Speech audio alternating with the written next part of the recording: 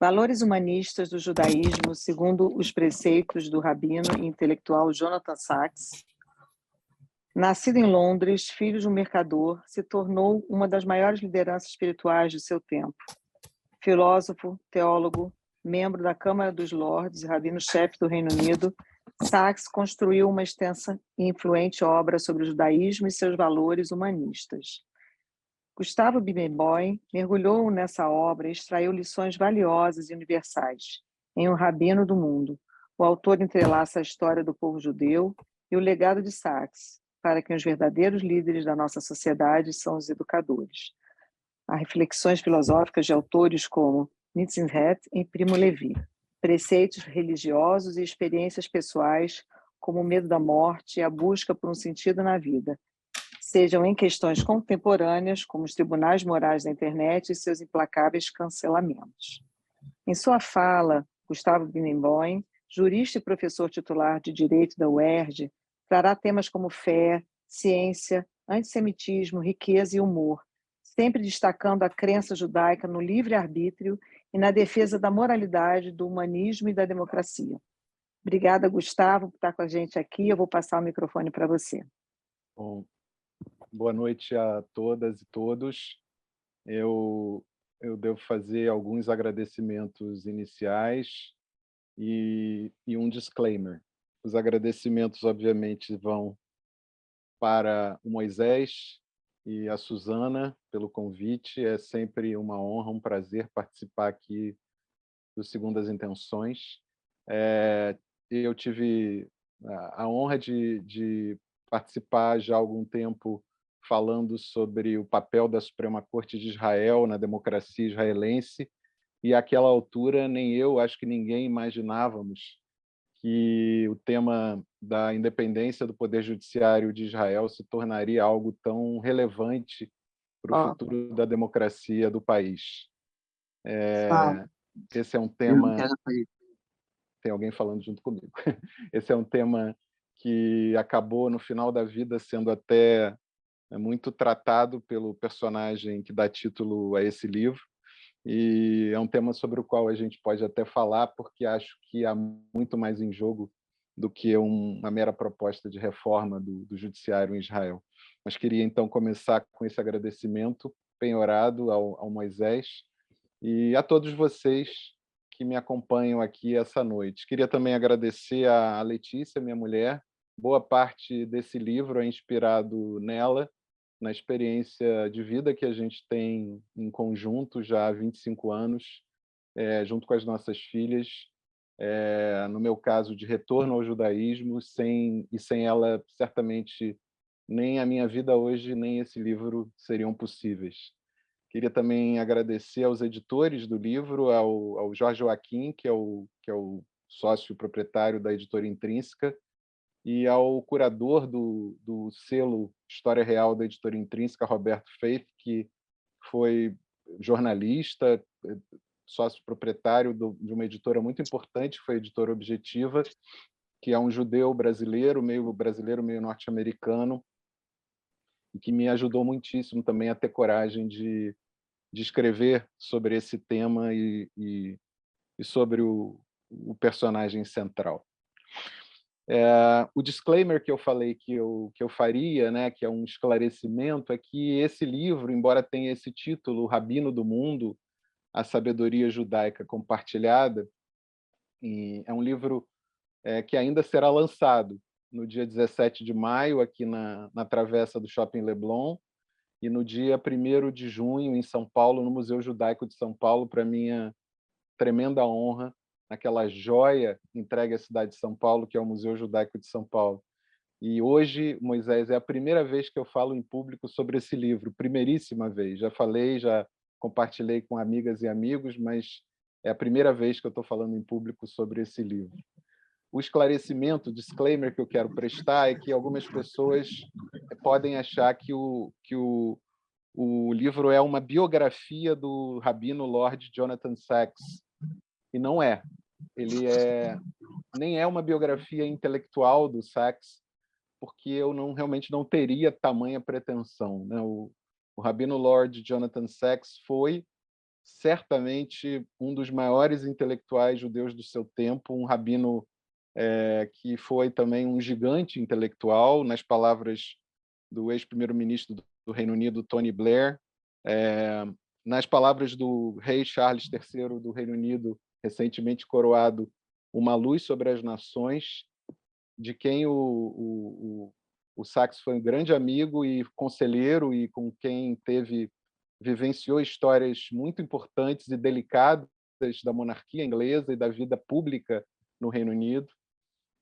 Mas eu não teria condições de fazer uma biografia sobre o Sachs, tamanha a riqueza da sua experiência pessoal, e nem uma biografia intelectual. Assim, escrever sobre as ideias do Sachs é algo para alguém muito maior e mais preparado do que eu.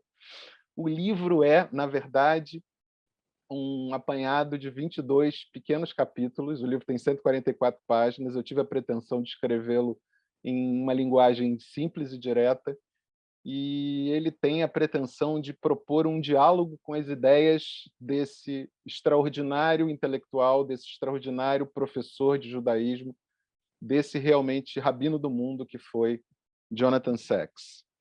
O Sacks nasceu em 1948, no mesmo ano do Estado de Israel. Lamentavelmente, morreu muito cedo, aos 72 anos, em novembro de 2020. Entre 1991 e 2013, ele foi o rabino-chefe do Reino Unido e da Comunidade Britânica das Nações. Em 2013, ele renunciou por considerar ser relevante uma sucessão, uma rotação nesse poder, e por pretender se dedicar mais a escrever livros e estudar. E foi o que ele fez. Esse título, Rabino do Mundo, né, não propriamente Rabino do Mundo, mas algo próximo, foi dado a ele pelo Tony Blair, quando foi primeiro-ministro do Reino Unido. Tony Blair é católico de origem, né, e ainda assim, uma história que eu vou contar aqui ao longo da minha exposição, um fã incondicional do Rabino Sacks, e, através do Sacks, um amante profundo da cultura e da religião judaica. O Sacks foi formado pela London School of Jewish Studies, no seu tempo se chamava apenas Jews College, e também estudos de doutoramento em literatura judaica pela London's Etz Chaim Yeshiva. Além disso, ele conduziu, em paralelo a isso, uma carreira acadêmica muito bem-sucedida. Ele foi graduado, mestrado e doutorado por 3 das maiores universidades britânicas: Cambridge, Oxford e King's College. Bacharel, mestre e doutor em filosofia.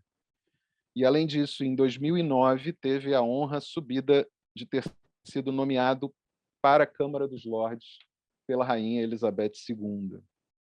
Uma história interessante, e acho que vou contá-la desde logo, é que a tradição da realeza inglesa é que todo lorde, quando é nomeado, se coloca de joelhos perante o rei ou a rainha.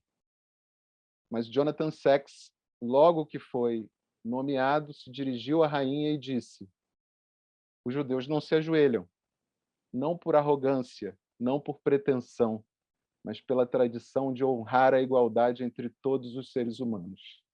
E a rainha respondeu: ambas as tradições serão honradas. O senhor vai ficar numa base um pouco abaixo de mim, mas ficará de pé como sempre os judeus ficam. E assim ele foi sagrado Lorde em 2009 da Câmara dos Lordes do Reino Unido, cargo que ele ocupou até o final da sua vida. Mas, como eu disse a vocês, o Jonathan Sacks não teria como ser biografado por alguém com as minhas obrigações. Eu sou um rábula, sou um advogado, um jurista, tenho um compromisso, obviamente, com o ensino do direito e com a minha profissão, mas eu realmente me apaixonei pela obra escrita e, sobretudo, pela obra oral das prédicas do Rabino Sacks. Para quem não está ainda familiarizado, ele não apenas era um homem de profunda erudição, mas era um orador assim extraordinariamente claro e sedutor. Ele teve a aventura de viver num tempo em que as prédicas eram transmitidas inicialmente pela televisão, né? Ele era um colaborador constante da BBC de Londres, tanto da rádio como da televisão, e depois se tornou um militante das redes sociais. As prédicas dele são muito conhecidas no TED, e até o final da vida essas prédicas foram muito ouvidas e assistidas no mundo anglófono. Eu vou dividir a minha exposição, porque acho que assim ela vai ficar mais leve, mais interessante para vocês, em 3 partes. O título do livro, como vocês sabem, eu acabei de anunciar, é O Rabino do Mundo, a Sabedoria Judaica Compartilhada. Eu já expliquei que o título O Rabino do Mundo é uma homenagem ao Sacks, embora não seja uma biografia dele, nem uma biografia intelectual, e a sabedoria judaica compartilhada é porque me parece que ele foi uma voz do judaísmo que teve a capacidade de compartilhar o patrimônio intelectual, cultural e moral dos judeus com toda a humanidade. E por isso esse subtítulo. A divisão em 3 partes que eu me proponho a fazer com vocês é a seguinte. Na primeira parte, eu vou, para não me estender muito, destacar desses 22 capítulos uns 3 ou 4 temas que o livro trata da obra do Sacks. Ele era um grande escritor, um grande orador em público, mas era também um grande frasista. As frases históricas do Sacks são conhecidas e são saborosas. São aquelas frases que qualquer pessoa que tem amor pelo judaísmo e pelo humanismo tem gosto em ouvir e procurar entender e depurar. Além disso, ele era um homem com uma verve, com um bom humor extraordinário, e versado no humor judaico. Tem um capítulo no livro sobre o humor judaico como redenção. E vou procurar também destacar, obviamente, os highlights, os pontos mais altos das histórias que ele viveu com a realeza britânica. Uma dessas histórias, inclusive, está relatada nesse livro do Príncipe Harry, que virou um best-seller mundial, em que ele foi chamado pelo Príncipe Charles para aconselhar o menino, o Príncipe Harry, quando o Príncipe Harry vivenciou uma história, um escândalo, que foi fantasiado de Hitler com uma suástica no braço numa festa fantasia em Londres. Ele foi fotografado, as fotos vazaram para a imprensa, e aquilo foi um escândalo de dimensões mundiais que abalou, obviamente, a credibilidade da monarquia inglesa.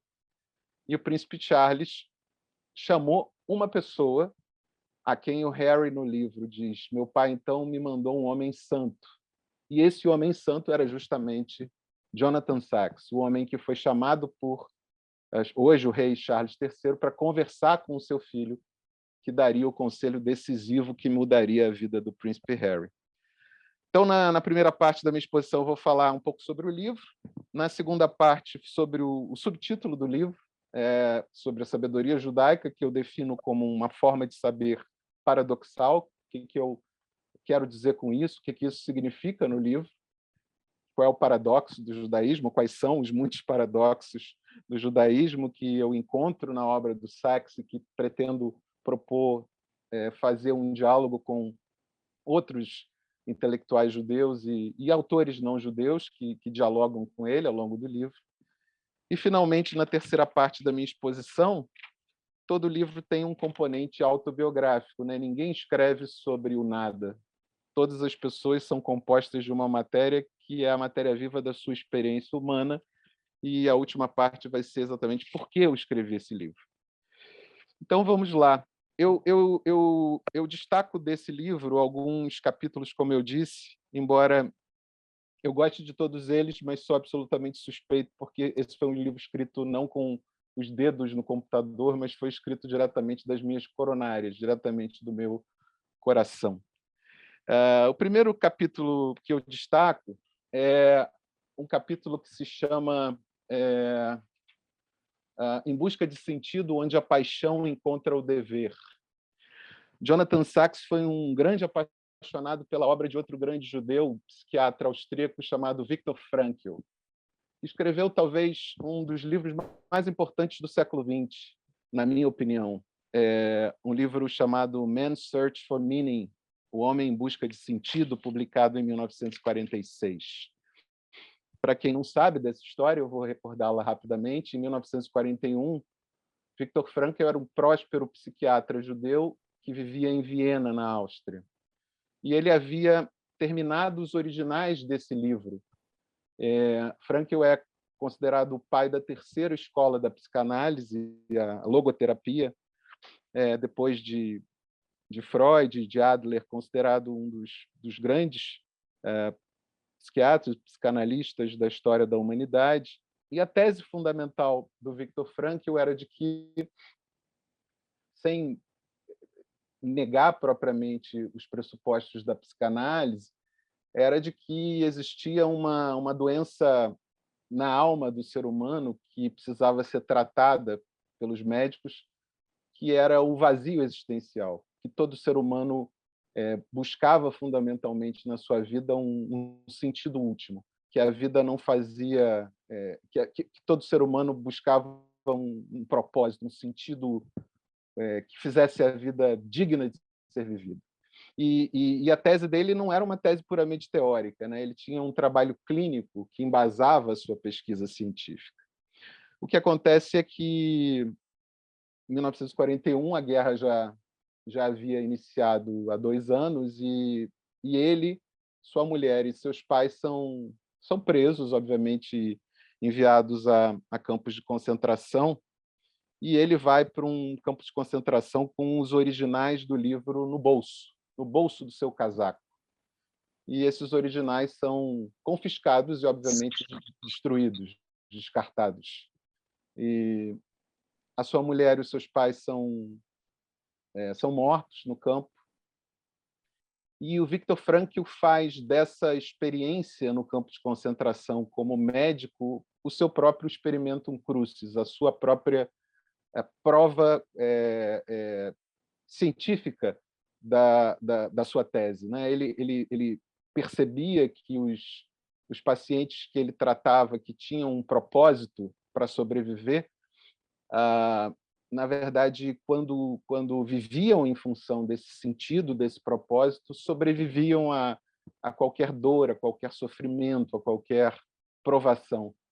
Mas quando a pessoa recebia a notícia que estava, por exemplo, sozinha, de que todos haviam falecido, era muito comum ver a pessoa afundar no desalento, na depressão e finalmente morrer.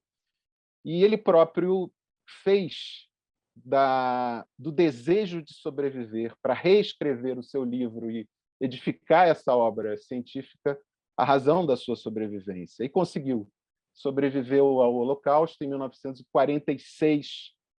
Ele, que ficava recitando o livro nos campos de concentração para não se esquecer, ele escreve o livro novamente, publica o livro, que se torna um best-seller mundial. Essa história é contada muitas vezes pelo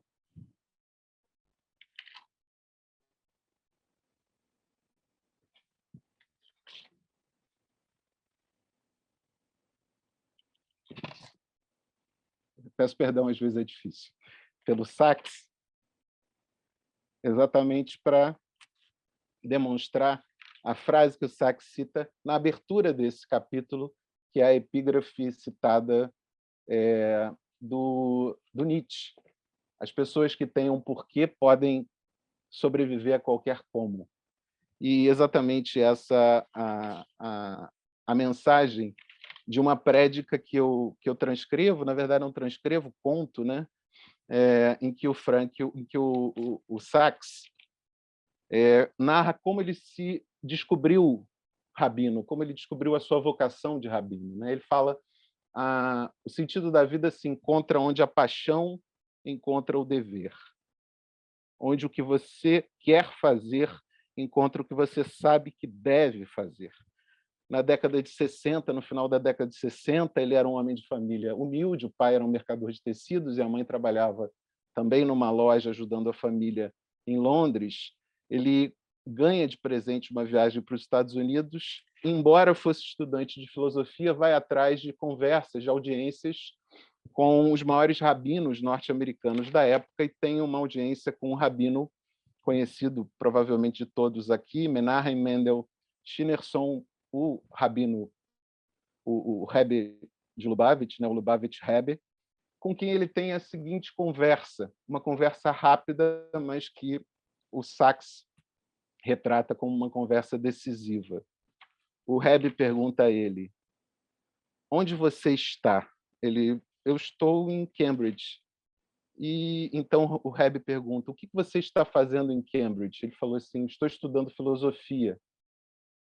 E aí o Rebbe pergunta: mas eu não perguntei o que você está estudando. Eu perguntei o que você está fazendo da sua vida.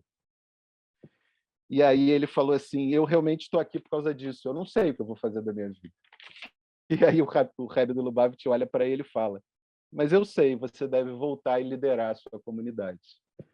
E ele entende esse chamado do Rebbe do Lubavitch, acredita ao Rebbe do Lubavitch a exortação à sua vocação rabínica, e quando ele volta a Londres, ele decide entrar na London School of Jewish Studies e perseguir a carreira rabínica. Na verdade, esse capítulo é um dos capítulos inaugurais do livro, que eu acho que é central em todo o pensamento do Sachs, e que eu acho que é central para toda a formação cultural do judaísmo, né? O judaísmo é basicamente um exercício de atribuição de sentido à vida, e o sentido último da vida é a busca constante pelo seu sentido, e essa é uma frase do próprio Jonathan Sachs. Seguindo adiante, há um outro capítulo do qual eu gosto bastante, que é um capítulo que eu trato do erro. É um capítulo cujo título é Bendito Erro, Perdão na Era do Imperdoável. Essa é uma prédica famosa do Rabino Sachs na sua sinagoga, em Marble Arch, lá em Londres, em que, obviamente, proferida no Yom Kippur, em que ele fala sobre a era de hoje em dia na internet, que é a era do imperdoável, né? É a reflexão que todos nós devemos fazer. As redes sociais são muito implacáveis com o erro, e qualquer deslize que uma pessoa cometa hoje em dia nas redes sociais é uma condenação, às vezes um cancelamento, às vezes um linchamento digital, quando não um linchamento físico, um linchamento corpóreo. E o Sachs chama isso de um novo desterro, o desterro dos nossos tempos. E eu conto nesse livro um pouco sobre a importância do erro na cultura judaica, né? Conto a história do livro do Adam Grant, que é um livro hoje um best-seller, né? Pense de Novo, O Poder de Saber o que Você Não Sabe, e a história que ele conta de um prêmio Nobel, também judeu, psicólogo, mas que ganhou o Prêmio Nobel de Economia, chamado Daniel Kahneman, considerado o pai da economia comportamental, em que o Kahneman, já com 80 anos, assistiu uma palestra do Adam Grant, terminou a palestra e falou assim: extraordinário, você foi extraordinário, eu adorei a sua palestra. E o Adam Grant disse: mas eu discordei de você. E o Daniel Kahneman, Prêmio Nobel de Economia já laureado, disse para ele: mas exatamente por isso. Eu estava errado, mas ao ouvi-lo, hoje, eu estou menos errado do que eu estava antes. Obrigado por mostrar o meu erro. E aí, na sequência da palestra, da prédica, perdão, do Yom Kippur, o Rabino Sachs fala de dois personagens históricos do judaísmo pouco falados. E essa é uma constante do meu livro, né? Eu faço uma comparação entre a Torá, o Pentateuco, o Antigo Testamento e o Novo Testamento, né? A minha comparação é sempre essa, que o Novo Testamento trata da história de um homem supostamente perfeito, né? Que segundo a tradição cristã seria Deus feito homem, sem defeitos. E o Antigo Testamento não. O Antigo Testamento trata de homens e mulheres imperfeitos. E isso, a meu ver, é uma vantagem do Antigo Testamento. É uma história de erros, é uma história de correções, é uma história de superação, uma história de perdão. As duas histórias que o Sacks conta e que eu retrato nesse capítulo sobre o perdão na era do imperdoável são sobre duas figuras centrais do judaísmo. A história de Yehuda, o irmão que vendeu José aos egípcios, e sobre como depois os irmãos vão ter com José, já vice-rei, né, ministro das finanças do faraó no Egito, e como José, querendo se vingar do ato do erro moral terrível que foi cometido com ele, manda colocar objetos nas bagagens dos irmãos e depois condiciona a liberação dos irmãos a que o irmão mais novo, Benjamim, ficasse com ele no Egito. E aí Yehuda se oferece para ficar no lugar do irmão mais novo, né? Então José se revela aos irmãos e pergunta se o pai estava vivo, se o pai estava bem, e perdoa Yehuda. E o que Sacks fala vejam, e nós somos judeus por causa de Yehuda. Nós somos os Yehudim. Não somos nomeados por alguém perfeito, mas alguém que cometeu um erro terrível, que foi vender o seu irmão aos egípcios. Mas alguém que se arrependeu honestamente e foi perdoado. Essa é a história que o judaísmo nos ensina. E a outra história de perdão e superação que Sacks conta nessa prédica, que eu conto no capítulo sobre o perdão na era do imperdoável, é sobre ninguém menos do que o rei Davi. O rei Davi que teve uma relação extraconjugal com uma mulher e, para abafar o caso, manda o marido para o campo de batalha e que é morto nesse campo de batalha, né? E então pronuncia a famosa frase: errei e o meu erro se apresenta diante de mim a todo tempo.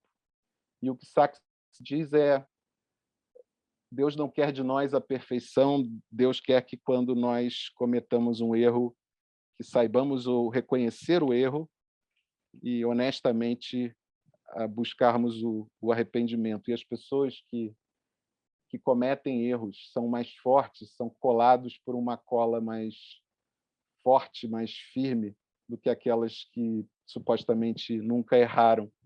E foi isso que fez Davi, né, o grande rei que foi, talvez o maior poeta da literatura religiosa universal. Não o fato de nunca ter errado, mas o fato de ter reconhecido o seu erro. Obviamente, o livro tem 2 capítulos, não poderiam faltar, sobre antissemitismo. Há um capítulo que começa, apesar do tema ser muito duro, começa com uma história que o próprio Sacks conta sobre Nietzsche. Sacks diz que Nietzsche é o seu antissemita favorito, e ele explica por quê. Ele diz que muitas pessoas odeiam os judeus porque os judeus negaram o cristianismo, mas Nietzsche não. Nietzsche, tal como Voltaire, odiava os judeus porque os judeus inventaram o cristianismo, o que é, obviamente, uma ironia. E nesse capítulo eu conto a trajetória de Sacks, desde antes, obviamente, de se tornar Lorde, mas, sobretudo, depois que ele ascende à Câmara dos Lordes, como uma voz muito firme contra o antissemitismo e contra o antisionismo, que cresceu assustadoramente no Reino Unido, sobretudo por uma liderança específica do Partido Trabalhista inglês, contra quem ele elevou a sua voz e se tornou um grande opositor, um opositor leal, mas um opositor muito firme, que sempre criticou. Há um discurso que está transcrito num desses capítulos que viralizou, se tornou uma espécie de voz universal do judaísmo contra o antissemitismo, proferido na Câmara dos Lordes, em que o Sacks condena o antissemitismo, que sempre foi uma tradição do Reino Unido, né? Os judeus foram banidos durante quase 300 anos do Reino Unido, só voltaram séculos depois, né? No final do século XVIII, e diz que, por obra da Rainha Elizabeth II, ele não foi nomeado Lorde por virtudes pessoais. Ele foi nomeado Lorde como judeu e rabino exatamente para que a voz dele fosse ouvida, não apenas em defesa dos judeus, mas da igualdade entre todos os povos. É também um capítulo que eu gosto muito do livro, que eu falo sobre a obra de Shakespeare, já que eu estou falando de um personagem que é inglês, nascido em Londres, e eu sou fã da obra do Shakespeare, né? Quem poderia não ser? Mas há um ponto muito controvertido da obra do Shakespeare, que é a obra O Mercador de Veneza, né? Para quem não conhece, eu conto essa história no livro. O Mercador de Veneza, obviamente, como tudo que o Shakespeare fez, é uma obra genial, é um livro, é uma peça genial, mas que tem lá um personagem chamado Shylock, que é um mercador judeu que empresta dinheiro a juros extorsivos ao seu devedor e que, como garantia, exige que esse devedor assine um contrato que era garantido por uma libra de carne que seria tirada das costas desse devedor. E aí a obra avança por um caminho muito perigoso, que é o de tratar o Shylock de forma muito estereotípica, estereotipada, né? De alguém que seria capaz de levar o contrato a ferro e fogo, na literalidade da lei, da letra do contrato, e que seria capaz de exigir uma libra de carne das costas desse devedor apenas para receber o seu crédito.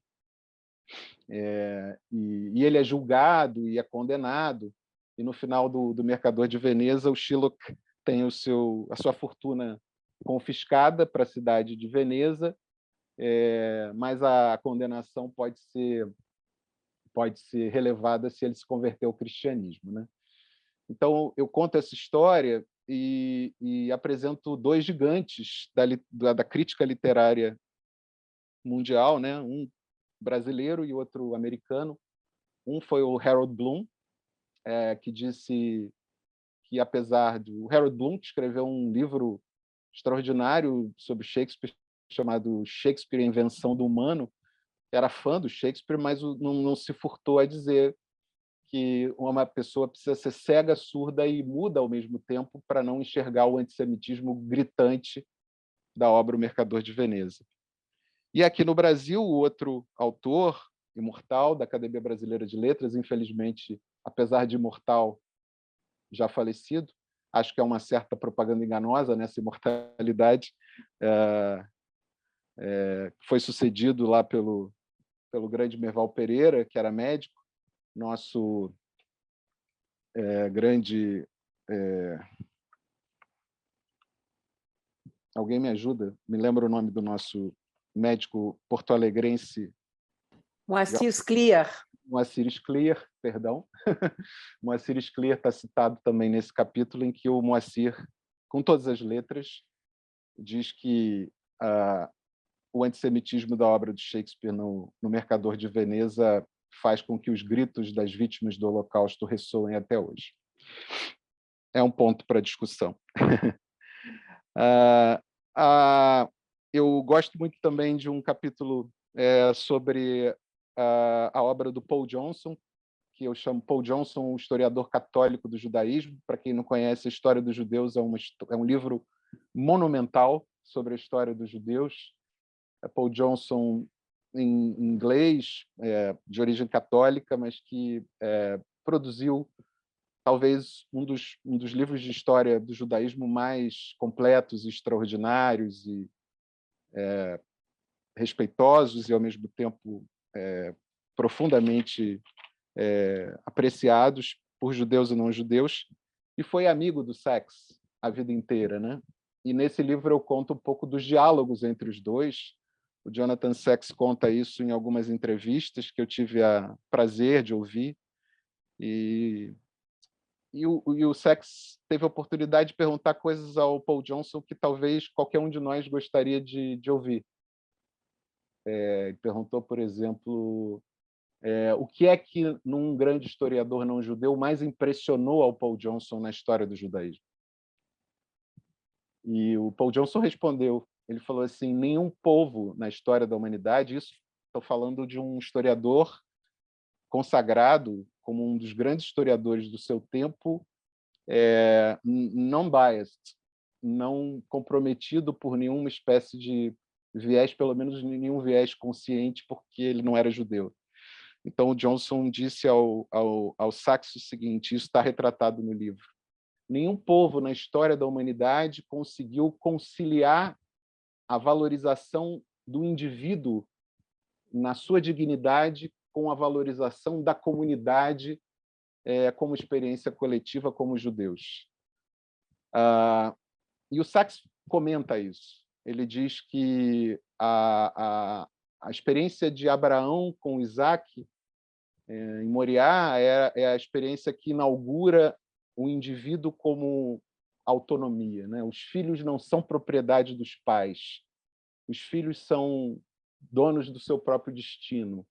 E o fato de isso ser pedagogicamente ensinado ao povo num livro sagrado inaugura a capacidade de autonomia do indivíduo, né? Se reconhecer que os pais são guardiães e não donos, e não proprietários dos seus filhos. E esse, por muitos autores, inclusive no mundo em que eu vivo, que é o mundo do direito, é reconhecido como realmente a gênese. Isso não só está no livro do Gênesis, mas é a gênese do conceito básico de direitos humanos, que é o reconhecimento da dignidade da pessoa humana, o homem como um fim em si mesmo, e não um meio para realizar os fins de outros seres humanos. Mas, ao mesmo tempo, a experiência comunitária dos judeus impressionava muito ao Paul Johnson, que era a manutenção de vínculos solidarísticos, de comunidade, né? A capacidade dos judeus de serem um eu, mas, ao mesmo tempo, esse eu ser sempre algo que pertence ao nós. Como viver é conviver, nenhum de nós é uma árvore, senão uma árvore dentro de uma floresta, e talvez nenhuma experiência humana seja tão laboratorial nesse entendimento da nossa solidariedade, do nosso vínculo solidarístico como judeus. E eu faço esse vínculo no livro com esse grande pensador contemporâneo, que é o Yuval Harari. No Sapiens, o Yuval Harari nos ensina isso, né? Que, ao contrário do que o Darwin dizia, não foi a razão individual que, por seleção natural, fez da espécie humana a espécie reinante sobre a face da Terra, né? Os seres humanos, o Homo sapiens se tornou a espécie dominante no mundo por outras razões. Foi a capacidade do ser humano de estabelecer laços de cooperação social para resolver problemas gradativamente mais complexos, que fez dos seres humanos seres capazes de suplantar os outros animais existentes nesse mundo. A capacidade de estabelecer uma linguagem que desse conta de um mundo desafiador, e que essa linguagem estabelecesse vínculos de confiança entre as pessoas, permitiu que os seres humanos, diferentemente de outros animais, tivessem relações de cooperação mais complexos em larga escala, né?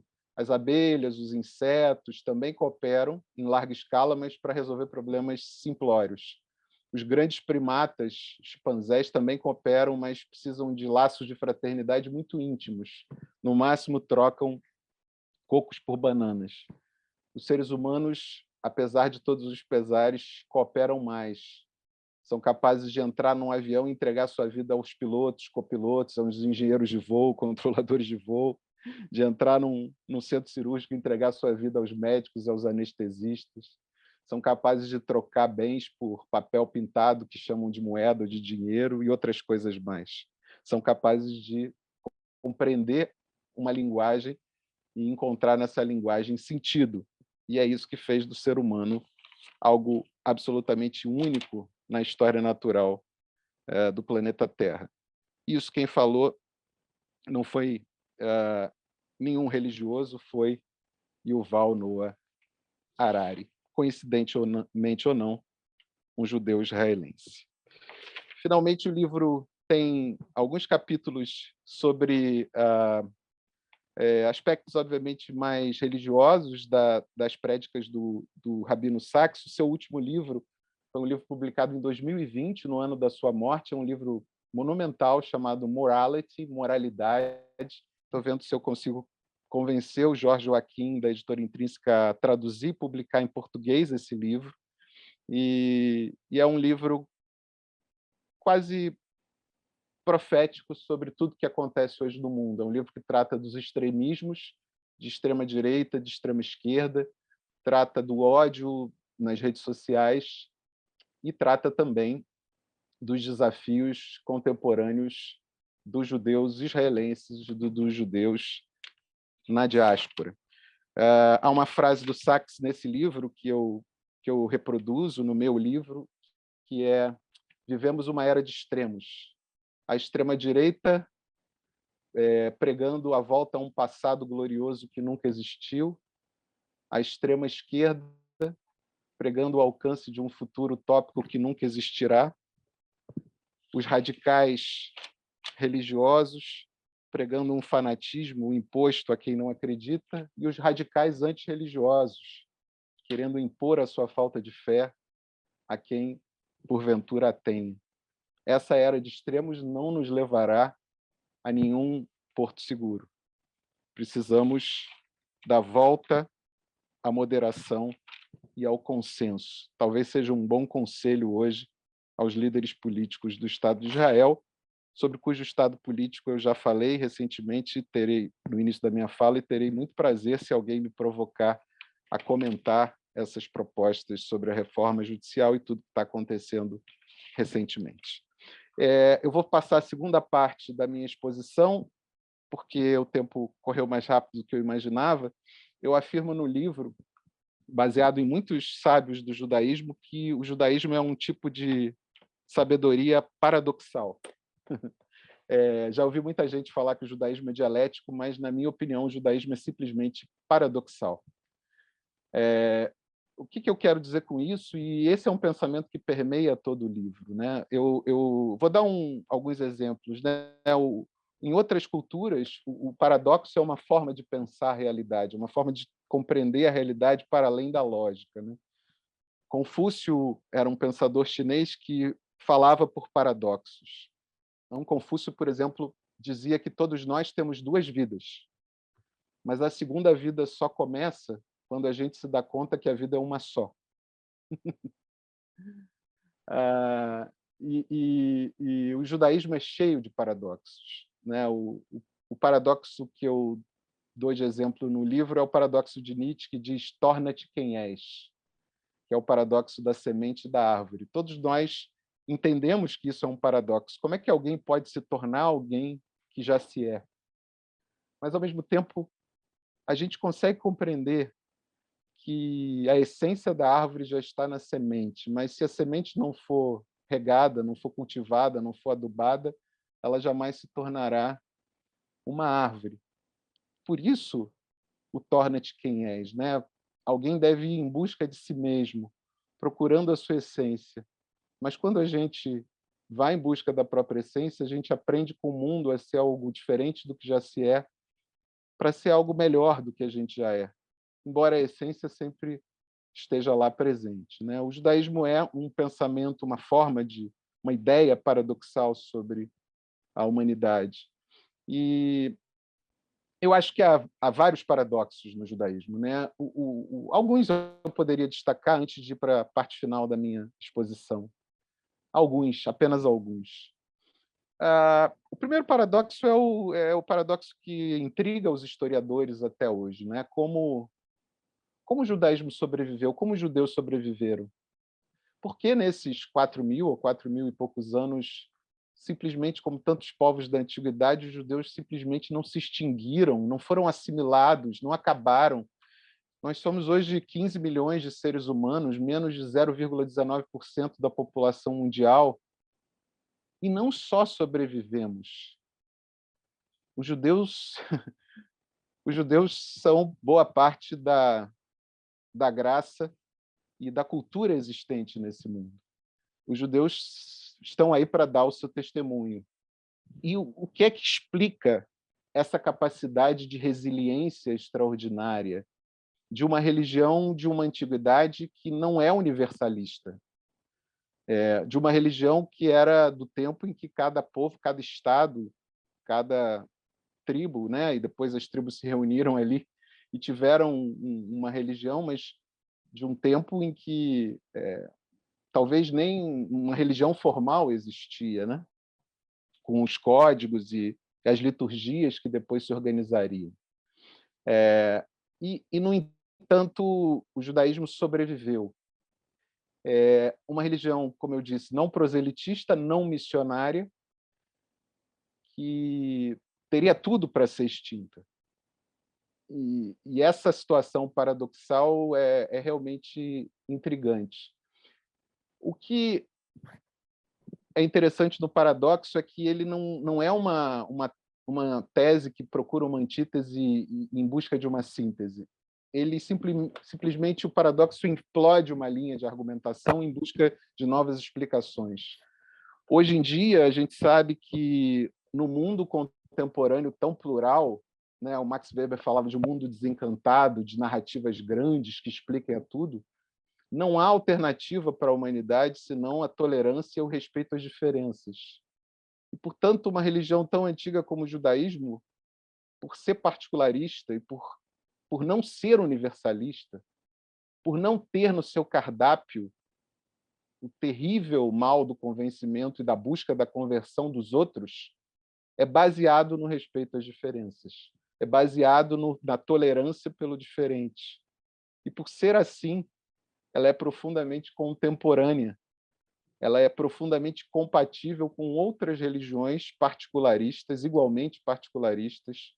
igualmente limitadas no seu aspecto cultural, no seu aspecto humano, e, portanto, também permite e abre espaço para o reconhecimento da dignidade da diferença. E falei essa frase de propósito, porque esse talvez tenha sido o livro mais aclamado mundialmente do rabino Lord Jonathan Sacks, The Dignity of Difference, a dignidade da diferença, que obviamente foi, apesar dele ser um rabino ortodoxo, foi muito criticado pelos rabinos ortodoxos exatamente por ele ter afirmado, como um rabino ortodoxo, não apenas a dignidade da diferença, mas o fato do judaísmo não ser detentor de uma verdade única, imponível a todos os seres humanos, e dos judeus terem o dever de reconhecer a dignidade e o direito dos demais seres humanos às suas próprias verdades. E agora eu vou para a parte final da minha exposição, que é o porquê eu escrevi esse livro. Esse talvez seja a parte mais difícil, que eu vou delegar para o texto. É um texto muito curto, todos os capítulos desse livro são muito curtos, mas que no prólogo do livro eu explico, de alguma forma, as razões pelas quais eu escrevi. Eu esqueci 2 agradecimentos muito importantes. O livro tem um prefácio, que é um prefácio extremamente generoso, escrito pelo ex-ministro das Relações Exteriores, imortal da Academia Brasileira de Letras, professor emérito da USP, Celso Laffer. Foi extremamente generoso. Eu até peço para as pessoas só lerem o prefácio depois de lerem o livro, porque vão ficar muito influenciadas pelo que o professor Laffer escreveu. Eu não mereço o que ele escreveu, mas de uma generosidade extraordinária, mas eu fiquei muito envaidecido e agradecido a ele. Eu adoro o Laffer, eu acho um dos grandes eruditos intelectuais judeus do nosso tempo, professor de filosofia do direito, sucessor do Miguel Reale na Academia Brasileira de Letras, sobretudo alguém como Miguel Reale, que foi um grande pensador, também simbólico, né? O Miguel Reale teve, como muitos da sua geração, um passado integralista. Imaginem, foi sucedido na ABL por um grande intelectual judeu. E então agradeço muito ao professor Celso Laffer pelo prefácio, e tem a orelha escrita pela grande jornalista Renata Capucci, que é nossa amiga e também fez uma orelha muito generosa, uma pessoa por quem eu tenho grande admiração, grande respeito e uma gratidão enorme por essa orelha. O prólogo do livro, que eu disse que é curto, se vocês me permitirem, eu vou ler rapidamente. Este é um livro de aventuras. Não que ele seja uma narrativa fundada numa ação dramática típica, mas, de certo modo, acabei por compreendê-lo assim. Sempre fui fascinado por epopeias que perenizam tradições ancestrais através dos tempos. Embora a Ilíada e a Odisseia, do poeta grego Homero, sejam consideradas as maiores epopeias da cultura ocidental, nada se compara, por motivos óbvios, à influência colossal do maior épico de todos os tempos, a Bíblia. Refiro-me aqui, mais especificamente, à Bíblia judaica, a Torá, conhecida como Antigo Testamento ou Pentateuco. Enquanto o Novo Testamento trata da história de um homem perfeito, Jesus Cristo, o próprio Deus feito homem, segundo a tradição cristã, o Velho Testamento trata da história de homens e mulheres imperfeitos. Sua narrativa é marcada por erros, enganos, traições, incestos, adultérios, enfim, todos os pecados humanos. Mas, ao mesmo tempo, contra a trajetória de um povo capaz de sobreviver às piores provações, sem perder o senso comunitário e as conexões com seus valores fundamentais. É a epopeia da família humana na busca por conferir à vida a dignidade de um sentido. Como disse o historiador católico inglês Paul Johnson, os judeus acreditaram de forma tão ferrenha e inquebrantável no seu papel histórico de farol da humanidade que acabaram por se tornar a profecia que se autorrealizou. A própria tradição judaica ensina: a vida não é um destino a ser cumprido, mas um futuro a construir, um exercício de genuína liberdade. Essa é a história, é uma história extraordinária de resiliência, confiança e sabedoria que se repete há cerca de 3 milênios e meio. Essa é também a minha história e a história da minha família. Bom, eu estou percebendo aqui que o capítulo é um pouco mais longo do que eu seria capaz de ler e também não estou querendo dar muito spoiler. Eu vou pular para a parte final desse capítulo. É um pouco o capítulo que eu conto a parte mais autobiográfica da história e conto um pouco a história da minha relação e da relação da minha família com o judaísmo. Vou passar para os 2 últimos parágrafos e vou encerrar para que haja tempo para que a gente possa conversar um pouquinho. No meio da pandemia da Covid-19, recebo uma ligação da minha irmã, que é médica. O melanoma do nosso pai tivera uma recidiva. Embora da primeira vez a cirurgia tivesse sido bem-sucedida, agora o quadro era de metástase. Estávamos quarentenados em Itaipava, na Serra do Rio de Janeiro. Abracei minha mulher e minhas filhas.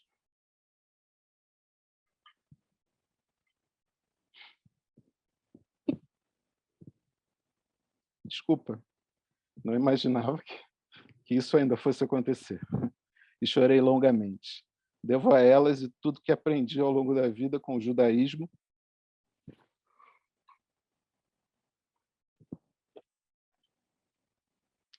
ter conseguido dar conforto a meus pais, irmãos e atribuir sentido a esse tempo difícil.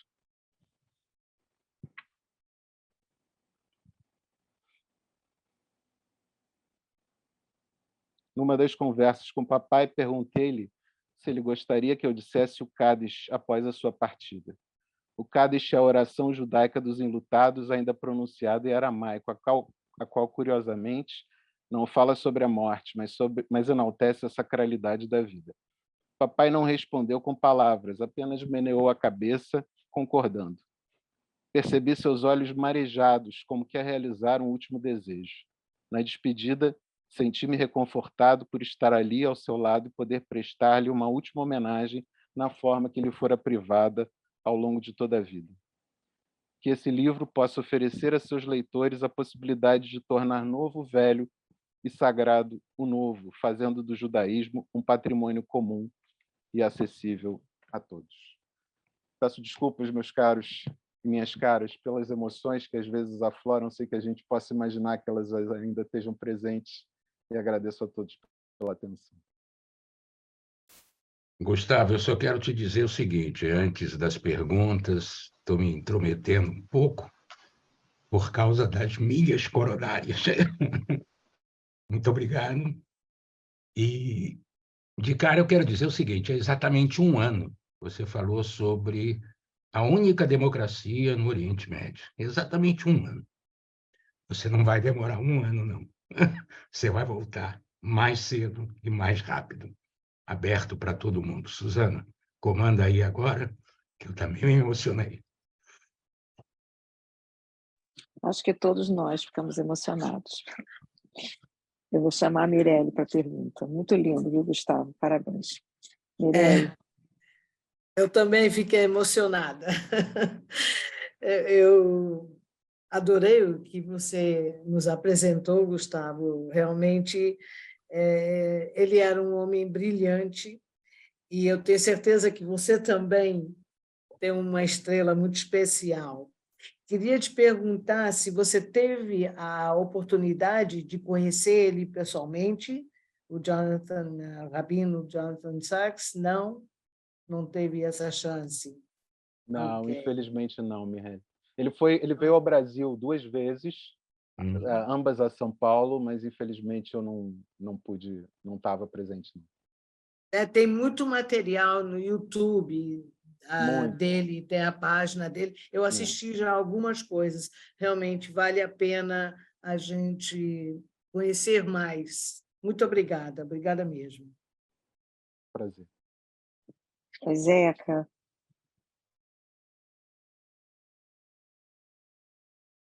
Realmente uma das palestras mais vibrantes e maravilhosas que eu já ouvi aqui, inclusive nos segundos, como em outros lugares.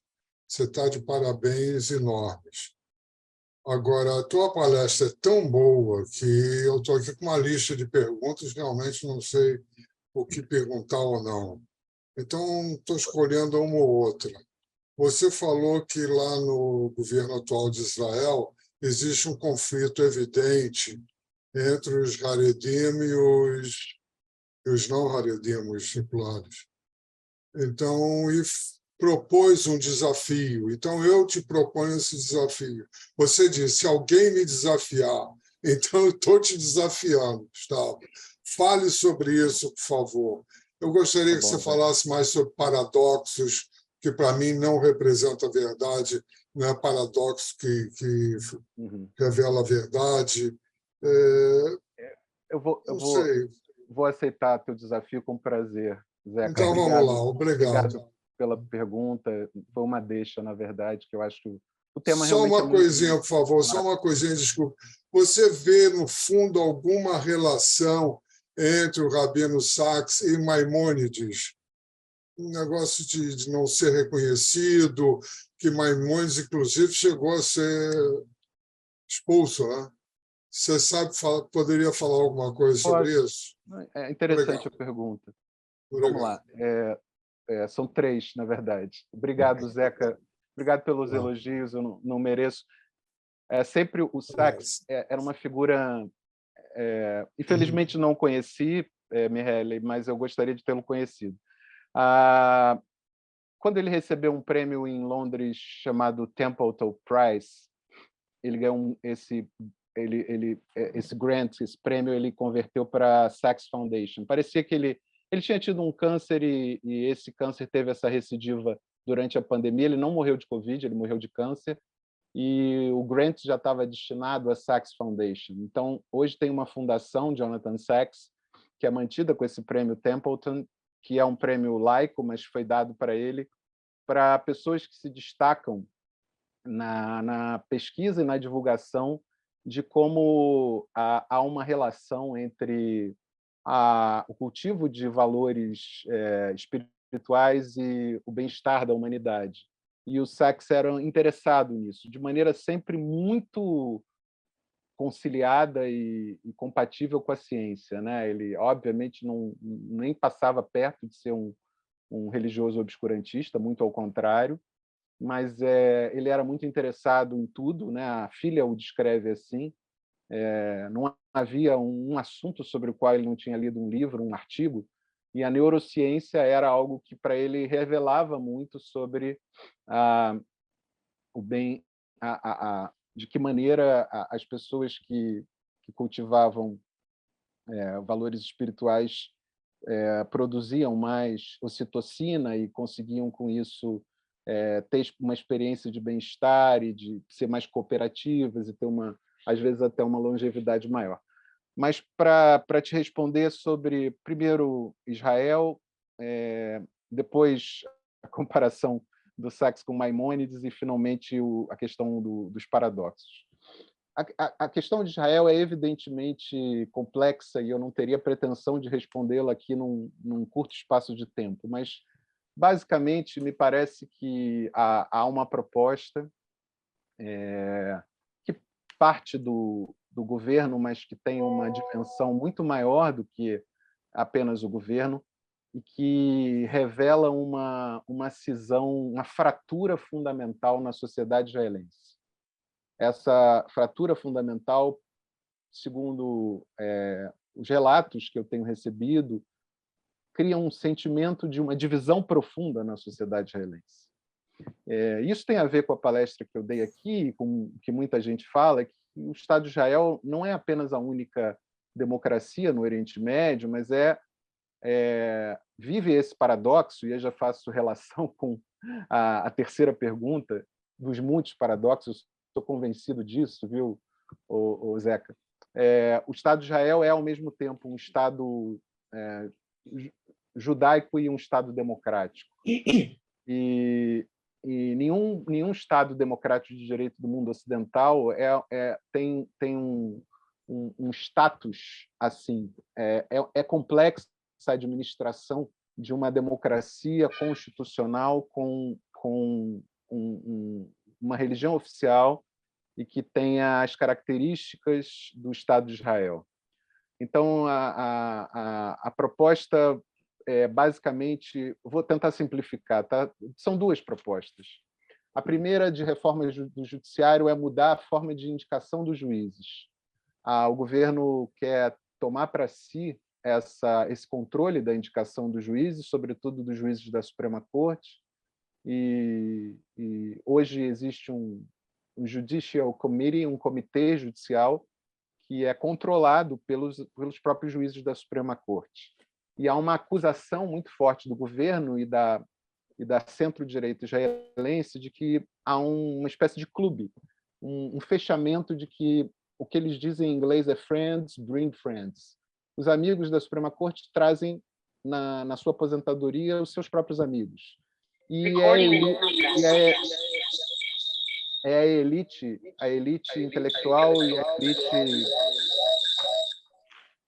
até bem pouco tempo, a elite ashkenazi de Israel, que controla a Suprema Corte, que é certamente o poder mais progressista, liberal e progressista de Israel. O que o primeiro-ministro Benjamin Netanyahu defende é que o governo possa indicar e a Knesset possa confirmar, como outras democracias, e que esse comitê judicial que dá o controle da sucessão na Suprema Corte não tenha mais esse poder, e certamente o governo fará indicações mais alinhadas com o que ele considera ser um processo mais democrático de escolha dos juízes. Esse é o primeiro ponto. Mas o segundo é mais grave, que a Suprema Corte não tem a última palavra das decisões sobre a interpretação das leis. E mais, desde 1995, 1996, a Suprema Corte de Israel escolheu algumas leis, são 13 leis consideradas leis fundamentais da nação, às quais foi atribuído um status de leis superiores, já que Israel não conseguiu cumprir uma das determinações da Declaração de Independência de 1948, que era escrever uma Constituição. Isso foi adiado, primeiro para 1950 e depois para nunca mais. Israel hoje tem 75 anos. A Suprema Corte tomou para si esse papel e definiu que algumas leis que definem direitos civis, direitos fundamentais dos cidadãos e funcionamento da democracia, seriam leis com status constitucional. E, a partir dessas leis, a Suprema Corte anula leis votadas pela Knesset. Então, isso dá à Suprema Corte um poder de controle de constitucionalidade das leis, mesmo o Estado de Israel não tendo uma Constituição escrita formal. Essa reforma judicial quer acabar com isso. A reforma judicial quer dar à Knesset, com a provocação do governo, o poder, o que eles chamam de override power, que é o poder de superar as decisões do Knesset e de impor a vontade do governo e do Knesset à vontade final da Suprema Corte. Isso, para mim, é muito grave. Isso, para mim, é acabar com a democracia israelense. Não há outra saída nesse momento, senão os homens que comandam o Estado de Israel. Eu não sou cidadão israelense, então tenho que me portar aqui como um crítico externo, mas tenho interesse em Israel, amo o Estado de Israel, quero que Israel seja uma democracia. É preciso que esses homens tenham a consciência que nos momentos mais difíceis da vida do Estado de Israel e da história do povo judeu, os homens que tinham poder, não apenas os reis que exercem poder, mas também os que não têm poder, mas os profetas que exercem influência, e eu não sei o que é mais importante, se é o poder ou a influência, às vezes é o poder, às vezes é a influência, se sentam à mesa e produzem consensos, porque quando o consenso não se produz, o que se segue a isso é a violência, é a ruptura, uma guerra civil. Quando os Estados Unidos da América tinham mais ou menos 75 anos, os Estados Unidos viveram uma guerra civil entre o Norte e o Sul, por força da escravidão negra. O que eu espero é que isso não aconteça em Israel, por força de uma guerra entre religiosos e não religiosos, porque são todos judeus e devem estar todos interessados no bem maior, que é a entrega para a humanidade dessa preciosidade, que é a cultura e o patrimônio maior dos judeus, que é a sua história.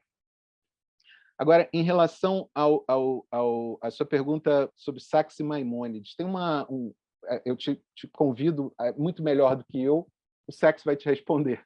Tem no YouTube, Zé, tem uma palestra extraordinária do Rabbi Lord Jonathan Sacks sobre Rambam. Você sabe que a gente chama no mundo latino Maimônides o acrônimo dele no mundo anglo-saxônico e em outros lugares é Rambam, né? O rabino Maimônides era Rambam, e ele fala muito sobre a obsessão. Bom, Maimônides, como vocês sabem, nasceu no que seria hoje a Espanha, né? Lá em Córdoba, mas ainda criança ele se mudou para o Egito, viveu a vida inteira no Egito, escreveu em árabe, e a obsessão do Maimônides, né, era o exercício extremo da racionalidade judaica, dando um sentido racional às leis e também à religião judaica, né? Pelo menos assim eu entendo no pouco que eu conheço, e acho que a obra-prima do Maimônides é o Guia para os Perplexos. E em si o título já é genial, né? Guia para os Perplexos. Para mim seria um bom guia, porque eu sou uma pessoa essencialmente perplexa. E o que eu acho que a comparação não é perfeita. Eu acho que o Maimônides foi muito menos reconhecido do que o Jonathan Sacks. O Jonathan Sacks, no mundo anglo-saxônico, Reino Unido, Estados Unidos, Austrália, Canadá, Nova Zelândia, obviamente na comunidade judaica, e em quem cultiva e ama a cultura judaica, né? Me refiro sobretudo a cristãos que gostam e leem e querem aprender sobre o judaísmo, não da forma deturpada e enviesada que o cristianismo ensinou, mas com quem conhece o judaísmo, quem tem lugar de fala, que são os próprios judeus. O Rabino Sacks é tido como, certamente, a maior voz do judaísmo do seu tempo, entre quem fala inglês. Então, ele foi reconhecido, né? Ele morreu cedo, com 72 anos, mas ele foi reconhecido.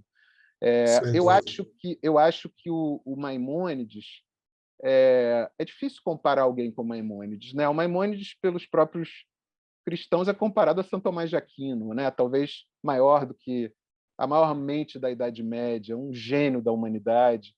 Aí eu não sei se o Sacks chega a tanto, mas certamente o Sacks foi mais reconhecido em vida e ganhou muitos prêmios e virou Lorde no Reino Unido e tem uma obra... Mas se na época do Rambam existisse internet, talvez ele fosse também muito conhecido.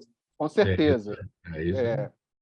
Extraordinário, né? Assim, a obra escrita em árabe ainda, depois é que foi traduzida, enfim. Mas, certamente, um pensador que influenciou Spinoza, né? Hoje Spinoza sendo resgatado e reconhecido mundialmente como um dos pais do pensamento ocidental. e o próprio Sachs reconhece isso. Finalmente, sobre a questão da sabedoria paradoxal, não é uma característica única, singular do judaísmo. Quem gosta muito de falar sobre isso, eu dou crédito no livro, no Brasil, é o rabino Newton Bonder. Eu concordo com o rabino Bonder que o judaísmo é uma forma de pensamento que se vale muito dos paradoxos para alcançar, para superar impasses intelectuais, sabe, Zeca? Mas não acho que seja só isso. Mas acho que o paradoxo é um elemento fundamental da sabedoria judaica. É uma forma de nos tirar das nossas enrascadas. É uma forma... É um legado, um dos legados da cultura judaica à humanidade.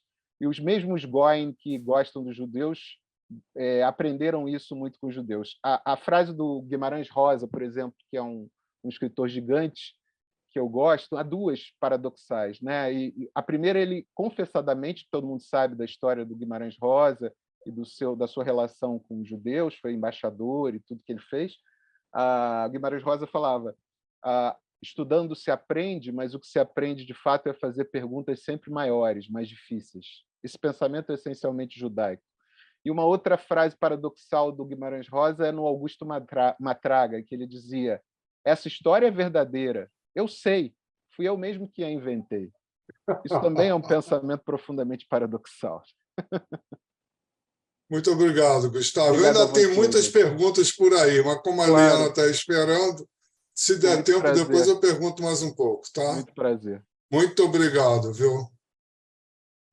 Liana. Parabéns, parabéns, viu? Olha, estou encantada com você. Eu estou na mesma situação que o Zeca. Anotei um monte de coisas, né? Apesar de ter atendido um telefonema de uma pessoa que está doente.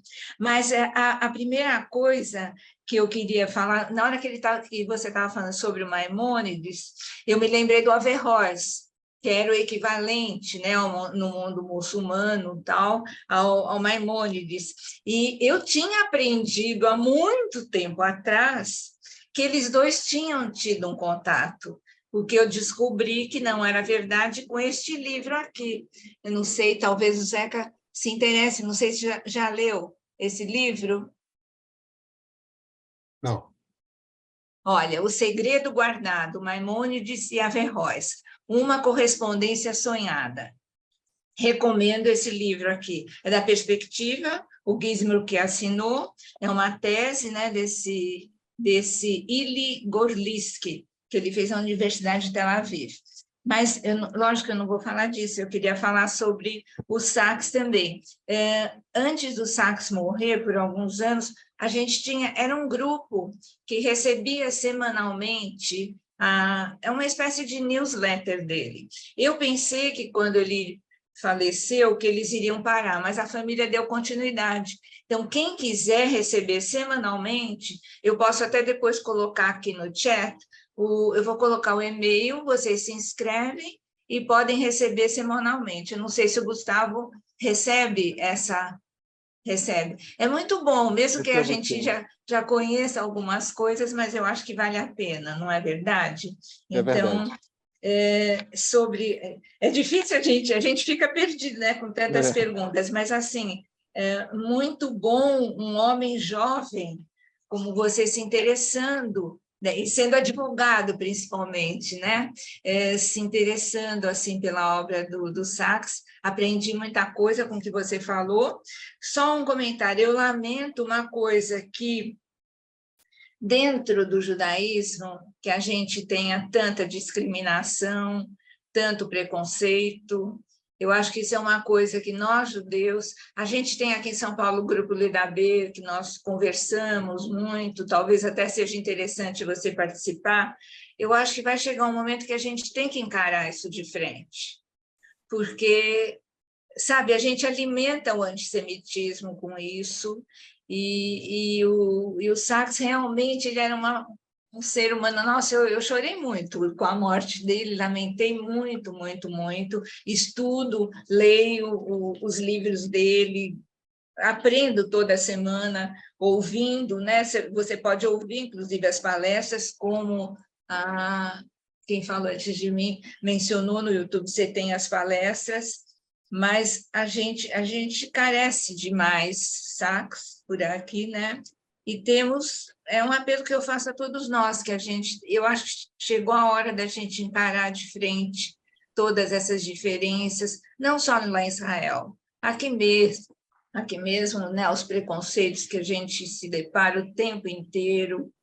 E é isso, só te agradecer, não quero tomar mais a palavra. Parabéns, muito obrigada Obrigado, Eliane. mesmo. Obrigado pelo seu depoimento, viu? Eu queria aproveitar, já que você não fez nenhuma pergunta, para destacar que sim, a família cuida muito do legado do Rabi, a essa Fundação Sachs, ele está presente em todas as redes sociais, é um trabalho, uma obra que está sendo mantida viva pela família, e eu queria destacar que a filha caçula dele, Gila Sachs, me parece ser a pessoa que tem a vocação herdada do pai. Bem Ela lembrado. é uma oradora extraordinária, foi ela que fez o discurso póstumo ao pai. E fez também esse discurso na entrega do Prêmio Templeton. Eu aconselho todos a verem, joga lá Prêmio Templeton, a Gila Sachs, ela roubou a cena, na verdade. É um capítulo do livro em que ela cita Pirkei Avot, cita a ética dos pais, e que é um discurso que qualquer pai gostaria de ouvir de um filho, em que ela fala quem é sábio, quem é justo, quem é honrado, e quem é rico, quem é honrado, e ela dá como os 3 exemplos como exemplo de vida o exemplo do próprio pai. Então é um discurso muito emocionante, muito bonito da Gila Sachs em homenagem ao pai, e também o discurso dela no meio da pandemia, naquela situação muito difícil, pouca gente, porque eu acho que se fosse numa situação normal, realmente a comunidade judaica ia estar em peso, porque ele era realmente muito, muito popular e muito querido. Joelson. Boa noite mais uma vez, Gustavo. Brilhante a sua palestra. O Rabino Sachs tinha um grande incentivador, que foi o Rebbe de Lubavitch, né? Inclusive, quando ele estava em dúvida se ele deveria seguir o rabinato, o Rebbe deu grande força a ele também participava dos encontros lá no 7-7. Eu gostaria que você falasse um pouco dessa relação entre o Rebbe e o Rabino Sachs. Obrigado, Joelson. Eu acho que você, talvez dessa parte não estava, mas eu contei... É que eu tive uma enxaqueca louca. Ai, tadinho. Tá melhor? Graças a Deus. Que bom. Eu contei exatamente quando ele estava... Ele falava muito abertamente que as pessoas, quando vem assim, uma vocação muito evidente num sujeito, numa pessoa, né? Quando você olha para uma, sei lá, Lady Gaga, que é uma grande cantora, ou quando você olha para o, sei lá, para o Barack Obama, que é um grande orador, você fala político, né? O Rebbe Sachs, o Rabbi Jonathan Sachs era um grande rabino, você fala, você nasceu sabendo o que ele queria. E ele dizia, não era o caso.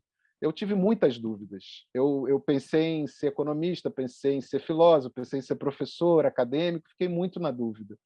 E aí, no final dos anos 60, eu ganhei uma passagem para ir para os Estados Unidos, mas ele era tão duro, o pai dele era vendedor de tecidos na Commercial Street, em Londres, que era tipo um Lower East Side de Nova York, e ele fez várias viagens de ônibus pelos Estados Unidos, e numa dessas viagens ele conseguiu lá uma audiência. Eu esqueci como é que fala em Yiddish, mas ele conseguiu uma audiência com o Rebbe de Lubavitch. E o Rebbe falou com ele, perguntou, o que você está fazendo? Onde você está? Ele falou, eu estou estudando em Cambridge. Mas aí o Rebbe virou para ele e falou assim, eu não perguntei por que você está estudando, eu perguntei o que você está fazendo da sua vida.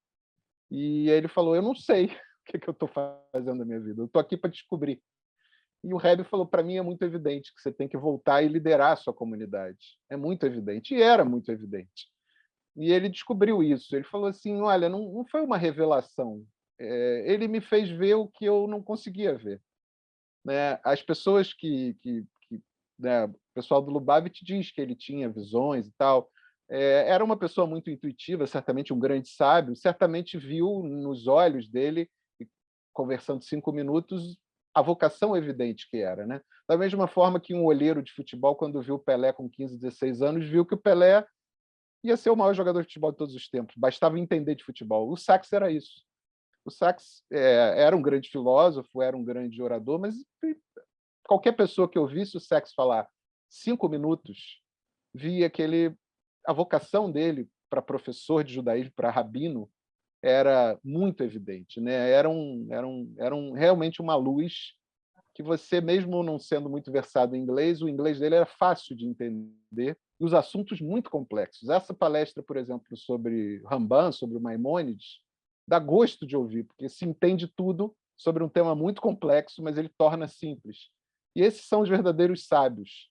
Não são os que falam onde é mesmo essa palestra? No YouTube? É no YouTube, no canal do Sachs.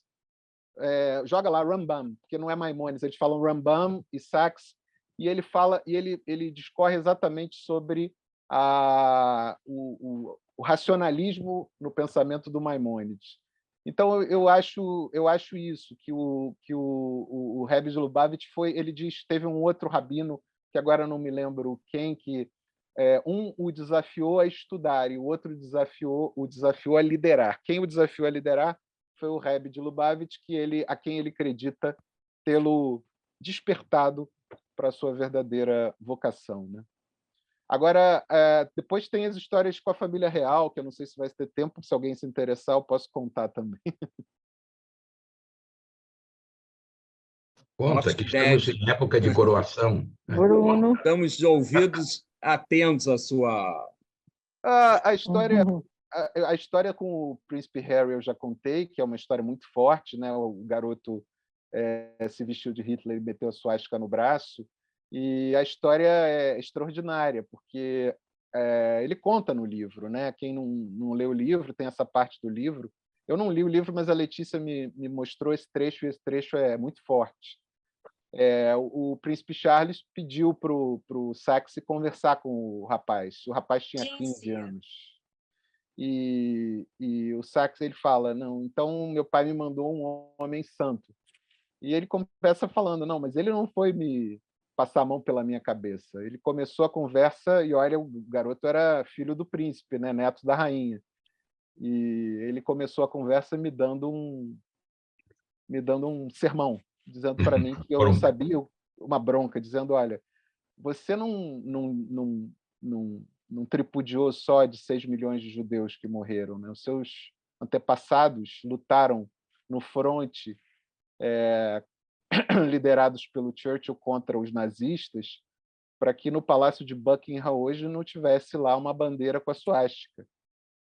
Você tripudiou deles. A Inglaterra hoje é um país livre por causa deles. Você menosprezou eles. Então, você precisa saber que o que você fez foi muito grave. Mas o que eu quero te dizer é que você é muito jovem e que os nossos erros não nos definem. O que nos define é o que a gente faz dos nossos erros, é o nosso comportamento a partir dos nossos erros. O que você vai ser como homem no futuro vai ser definido a partir desse momento. O que você vai dizer desse ato, o que você vai contar para os seus filhos, para as gerações futuras, que você pensa sobre esse seu gesto. E ele falou, e eu estou tendo a oportunidade nesse livro de falar o que eu penso sobre o que eu fiz. Eu me envergonho do que eu fiz. Mas eu era uma criança idiota que fui levada a me vestir como nazista porque eu não tinha noção do que eu fazia, e hoje eu tenho. E agradeço ao Rabbi Sachs que me abriu os olhos para essa idiotice. Então, esse é um episódio muito relevante, eu acho, de um educador de verdade. Quem se comporta como educador pensa sempre, obviamente, em ensinar, mas também como diz o Sachs, né, tem sempre um lado redentor de toda a história humana. E a outra história muito bacana é como ele se tornou conselheiro do Tony Blair, do David Cameron e também do príncipe Charles. Né? Quando acontece uma tragédia, o povo judeu não apenas sobrevive à tragédia, mas sempre faz da tragédia uma forma de superação da própria tragédia, tentando sair dela melhor do que entrou. Foi o episódio terrível do assassinato do Yitzhak Rabin, e o príncipe Charles convidou o primeiro-ministro, o líder da oposição trabalhista, que era o Tony Blair, e a maior liderança da comunidade judaica do Reino Unido, que era o Rabi Sachs, para ir para Israel para o funeral. E o Rabi Sachs sentou sozinho e foi lendo o seu livro. E o Tony Blair se interessou. Falou, que livro é esse? Aí ele falou, não, isso aqui é o meu livro de orações. Você pode me explicar? E ele começou a ter uma conversa com o Tony Blair, e aí se avizinhou dele o príncipe Charles, e ele começou a fazer uma espécie de prédica. E ele conta, muito bem-humorado, que o avião da realeza britânica é uma espécie de velho Rolls-Royce, que ao invés de levar o que leva um avião comercial de de Londres para Tel Aviv, que são 4 horas e meia, o voo leva 8 horas com uma parada para reabastecimento. E ele foi falando, e os caras foram se encantando. Ele era um encantador de serpentes. Tudo que ele falava, as pessoas sentaram em volta dele, e ele deu uma aula de 3 horas sobre judaísmo, e ali se forjou uma amizade entre ele, o Tony Blair e o príncipe Charles, que perdurou até o final da vida. No funeral, ambos discursaram. Tony Blair disse que ele era um gigante intelectual que honrava as melhores tradições dos judeus britânicos, e o príncipe Charles disse que ele era uma luz sobre as nações.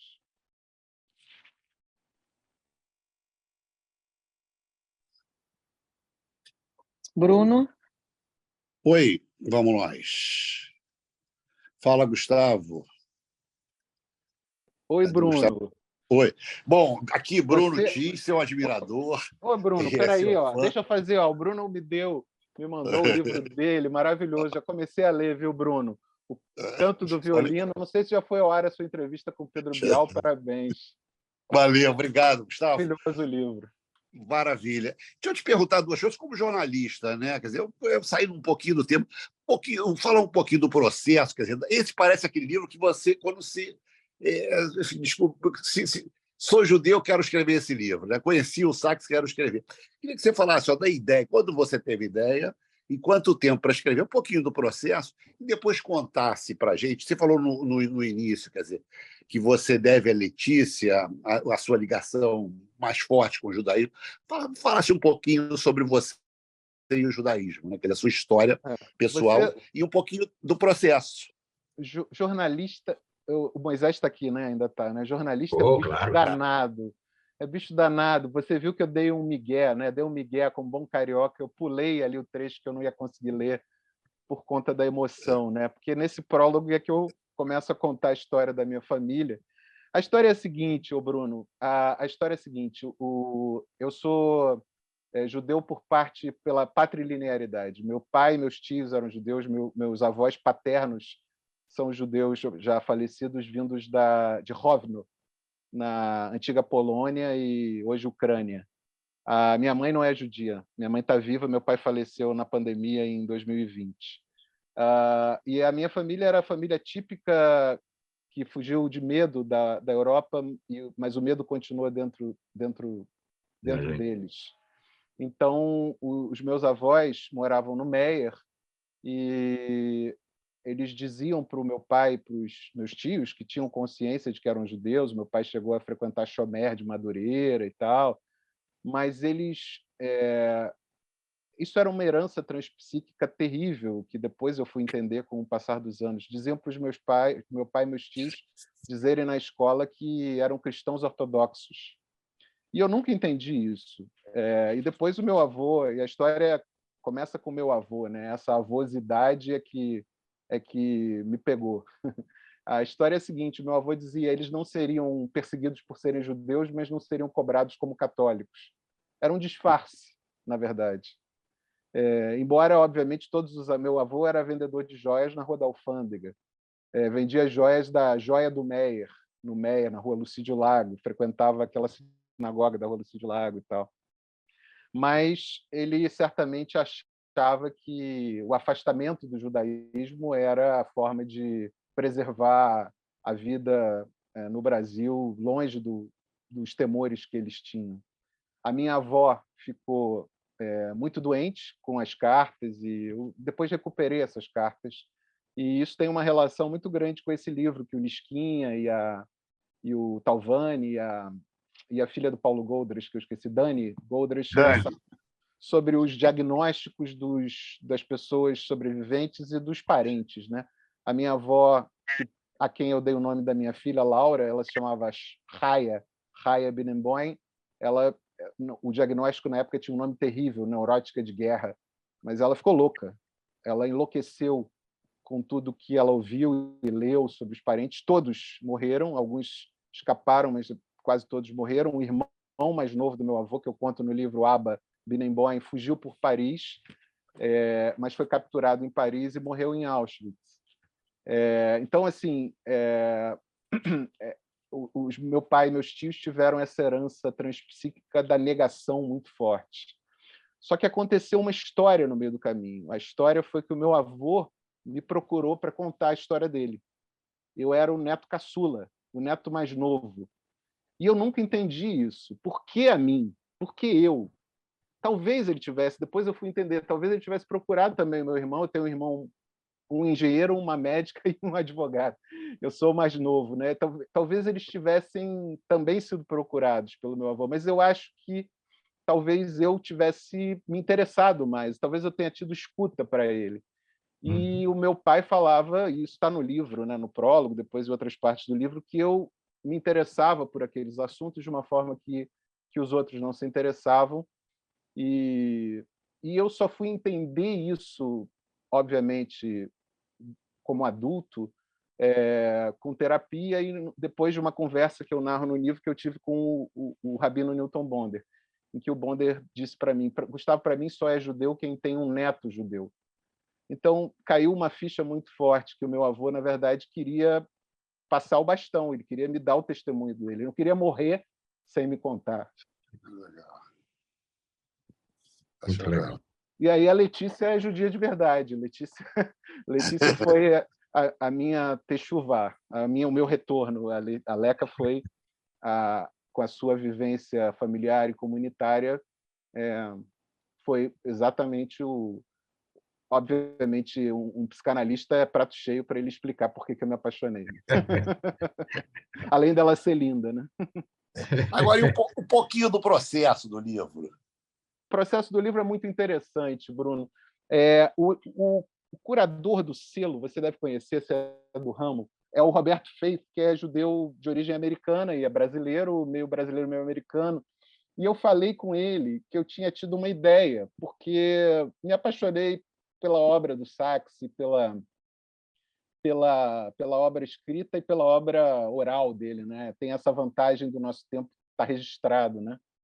E aí falei do livro e o Roberto fez assim: Gustavo, eu já tinha lançado um livro pelo selo, que é a história real da Intrínseca, chamado Liberdade Igual, mas um pouco da minha área, né? Minha praia é direito constitucional e pensamento político e tal, e ele fez assim: interessante, mas não conhecia o Sacks.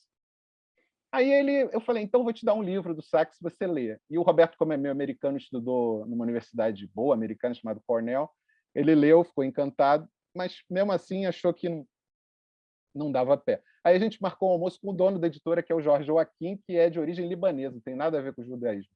Aí, para minha surpresa, o nosso primo árabe falou assim: porra, esse livro é do cacete, você tem que escrever.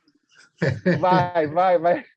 E aí eu fiz uma homenagem ao Jorge no capítulo sobre o humor judaico como redenção.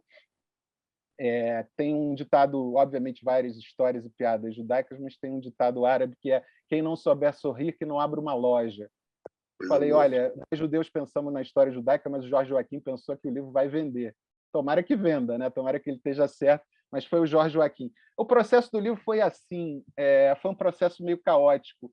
Eu fui lembrando de cada livro, de cada prédio que fui anotando, mas a um determinado momento eu fui meio que vomitando tudo no computador, sabe?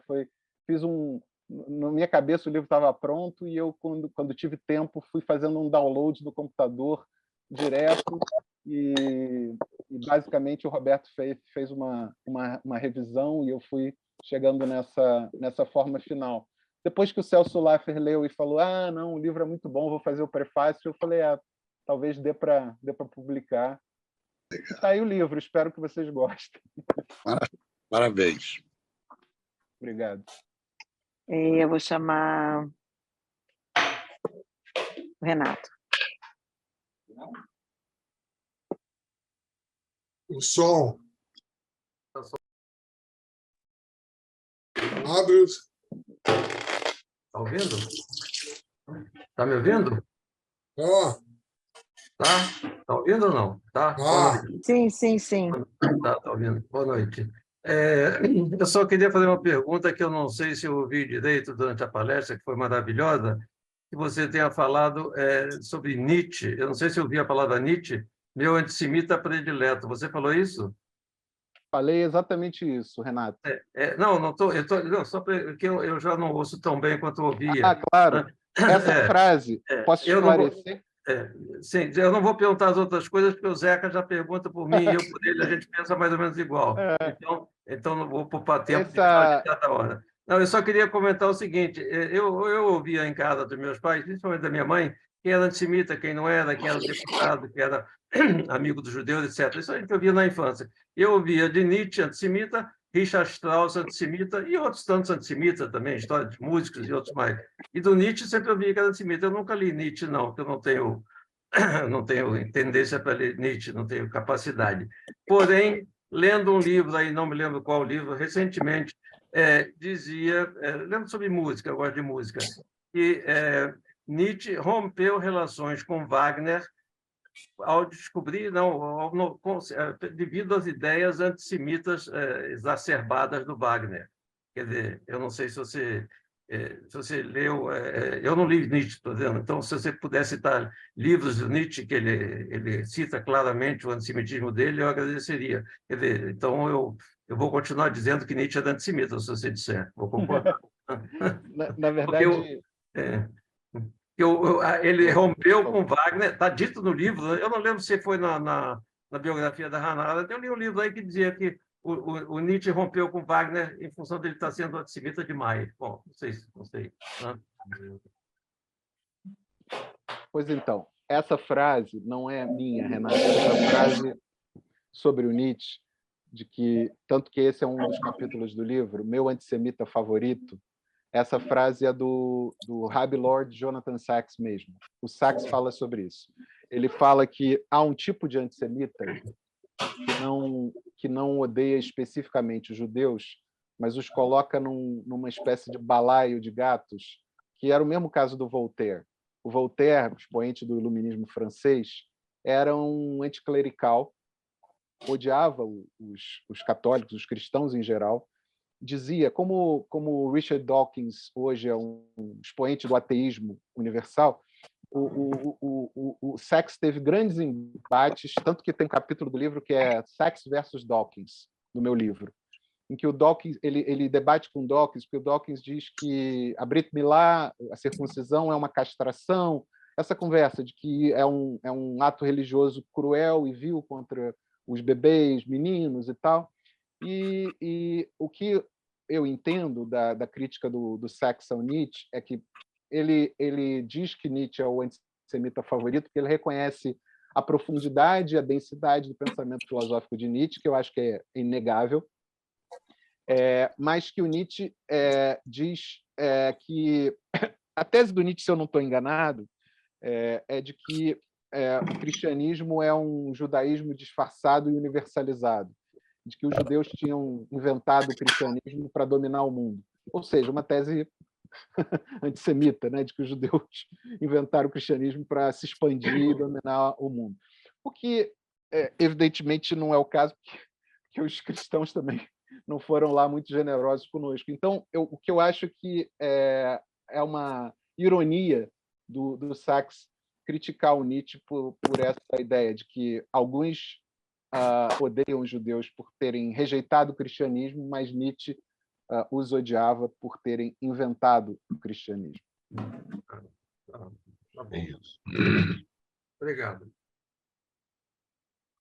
Silvia. Silvia. Oi, boa noite. Eu quero agradecer, porque eu achei maravilhosa a palestra e tem tantos enfoques e é difícil, enfim, fazer muitas perguntas. Uma coisa que eu queria comentar, primeiro que eu fiquei muito contente de saber que alguém tem um antepassado de Rovno, porque a minha avó materna era de Rovno e eu nunca vi ninguém de lá. E a outro assunto é sobre Maimônides. E, um dos lados muito importantes dele não era só o religioso, era como médico. Foi um médico brilhante para a época e que até hoje tem verdades dele que se impõem até hoje, com uma curiosidade que eu acho que foi o primeiro a descrever as patologias das hemorroidas, e uma descrição clássica feita por ele, assim como William Harvey descreveu a circulação, foi, digamos assim, o primeiro a descrever, o Maimônides foi o primeiro a descrever os aspectos patológicos das hemorroidas. E lembrando um detalhe, rapidamente, os Maimônides, assim como todos os judeus da época, tinham sua própria web. Essa comparação, né? Não me lembro quem fez, acho que o Zeca, e naquela época não tinha internet como o Rabino Sachs teve essa oportunidade de disseminar mais os seus conhecimentos. Mas havia uma rede, né? A gente sabe, uma rede judaica de comunicação, de conexão pelo mundo, que levava os conhecimentos do Maimônides. E o Maimônides também esteve ao lado de autoridades sempre, como médico. Todo mundo queria ser o médico judeu, né? E ele era um dos médicos mais proeminentes da época e ficou a serviço de quem pagava mais e quem o tolerava como judeu, né? Mas era só isso. E lembrar para, por favor, colocar a data do livro no Rio. O lançamento. Tá bom, Silvia, muito obrigado. Vou começar de trás para frente. Primeiro, um privilégio ter seus comentários. Eu não sou a pessoa mais apropriada para aprofundar comentários sobre Maimônides, mas do que eu li, realmente as contribuições dele na medicina, é difícil comparar alguém que foi extraordinário no pensamento judaico e filosófico em algum outro campo, mas na medicina também, se não me engano, também como médico ele foi pioneiro não só em diagnósticos, como você mencionou, mas também em doenças da alma, né, que a gente chamaria doenças psicossomáticas, e pioneiríssimo, né? Era até questionado, esse judeu louco e tal, está inventando, o que ele está inventando, na verdade já detectava depressão, coisas assim, ansiedade, e ele já, na Idade Média, né, já detectava isso. De fato, ele foi muito cedo, criança ainda, tiveram que se mudar por causa das perseguições religiosas de Córdoba para o Egito, e foi muito bem sucedido lá, foi um médico muito reconhecido, e tinha realmente, ele era lido, escrevia em árabe, era lido pelos grandes intelectuais da época, inclusive na Europa, né? Tinha essa rede mesmo, não tinha internet, mas havia a obra dele, tanto que depois foi traduzida e ele mesmo supervisionou a tradução depois para o hebraico e tal. Então, obrigado. Assim, tem muita coisa que eu certamente não sei, que gostaria de aprender sobre Maimônides. O Sachs, confessadamente, quando dá essa palestra sobre Maimônides, que eu novamente recomendo, ele fala de uma velha tradição judaica entre rabinos mais racídicos, mais místicos, e rabinos mais racionalistas. Interessante, né? E o Maimônides ele põe na caixinha dos que torcem o arco da razão ao máximo, mas não que o Maimônides fosse cético. É porque, na visão dele, Deus se revela aos homens através da sua consciência, e o nosso dever é nos esmerarmos ao máximo na compreensão racional dos fatos e buscarmos sempre uma interpretação racional, e é isso que na palestra ele faz, que eu fiquei realmente impressionadíssimo. O Sachs realmente era um gênio, é um gênio realmente de... Poucas vezes eu vi alguém falar sobre Maimônides com tanta clareza e genialidade como nessa prédica sobre Maimônides que ele fez. Mas o lançamento no Rio, Silvia, é dia 17 de maio, às 19 horas, vai ter um talk show lá com o Roberto Faith na Livraria da Travessa do Shopping Leblon, e em São Paulo, no dia 1º de junho, às 18 horas, no Museu Judaico de São Paulo. Obrigado. Obrigado. Silvio. Boa noite. Estão me ouvindo? Sim. Boa noite, os amigos. Gustavo, parabéns pela palestra, uma suculenta apresentação, muito feliz, do Rabino Sachs. Bem, eu tenho uma pergunta e uma observação. Começo pela observação. O Rabino Sachs, ele realmente era um ortodoxo, para nenhum ortodoxo botar defeito, mas ele tinha certas críticas dos ortodoxos. E não é que ele transgredia a ortodoxia. Entre essas críticas era a questão política, que é muito importante no Sachs. Ele era um dos raríssimos ortodoxos, rabinos ainda responsáveis, que eram abertos em relação à questão de Israel e Palestina. Ele defendia abertamente, não fazia bandeira, claro, não caberia a ele, mas defendia a solução de 2 estados para 2 povos, o reconhecimento do Estado palestino ao lado do Estado de Israel, ambos em segurança, e era contra a ocupação. Isso precisa ser dito. Até uma coisa muito interessante, ele era muito amigo do Amos Oz, escritor brilhante, dos mais importantes, talvez na época o mais importante, e que era reconhecidamente não só ateu, mas de esquerda, fundador do Pasagolo e tal, da esquerda democrática judaica. Pois bem, essa amizade poderia ser, seria o normal, que quando ele estivesse em Israel, o Amos Oz fosse recebido pelo Sachs, pelo rabino. Normal, um rabino recebe qualquer um. Não, ele fazia questão de, humildemente, ele alugava um carro, o Sachs, e viajava, parece que 3 ou 4 horas, até a boca do deserto, onde o Amos Oz tinha a sua casa. E tinha muito respeito, e os dois eram muito amigos. Essa é a observação. Agora, a minha pergunta em forma de dúvida. Gustavo, se eu ouvi bem, o tema é a visão do Rabino Sachs em relação ao Spinoza.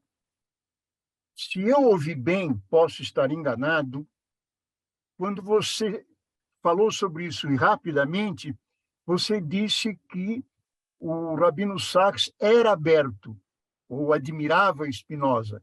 Eu entendi bem isto ou não? E aí eu continuo a pergunta. Entendeu bem, sim. Ótimo. Não só ele falava sobre Spinoza, como no último livro, não chegou a ser póstumo, porque ele morreu em novembro de 2020, o livro, se não me engano, é de abril de 2020, Silvio, Morality, ele fala bastante sobre a obra do Spinoza, né? E todas as incompreensões que, obviamente, o Spinoza enfrentou à sua época. Né? Bom, obrigado. Isso, para mim, é muito importante eu prosseguir agora na dúvida como observação. Realmente eu não conhecia isso, é uma falha minha. Li alguns livros do Sachs, assisti a palestra que ele deu aqui em São Paulo, conversei com ele, etc. Isso, para mim, me surpreende e é muito bom. Eu vejo com bons olhos. Por quê? O de Spinoza é uma espécie de divisor de águas forte dos ortodoxos para os não ortodoxos. Rabinos liberais, reformistas, eu não conto. Agora, os ortodoxos não aceitam Spinoza.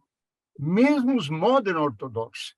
E os ortodoxos, digamos, um dos mais importantes filósofos e ortodoxos do século XX, o rabino... ai, meu Deus... Soloveitchik, o último dos rabinos Soloveitchik, que era um sujeito aberto, estudou filosofia, era professor de filosofia, ele não aceitava Spinoza. Então, para mim, eu conversei muito com rabinos ortodoxos e abertos, que a questão de Spinoza é uma questão assim radical, é uma fronteira inexpugnável. Então, me deixa muito contente. Eu queria saber se você podia me indicar algum texto em livro ou em artigo em que ele fala de Spinoza. Eu tenho muito interesse nisso, porque a minha área é de filosofia, além, claro, de ser um estudioso do judaísmo. Obrigado. Bom, obrigado a você, Silvio. Eu não sei, esse último livro dele, você não deve talvez ter tido a oportunidade ainda de ver, que é o Morality.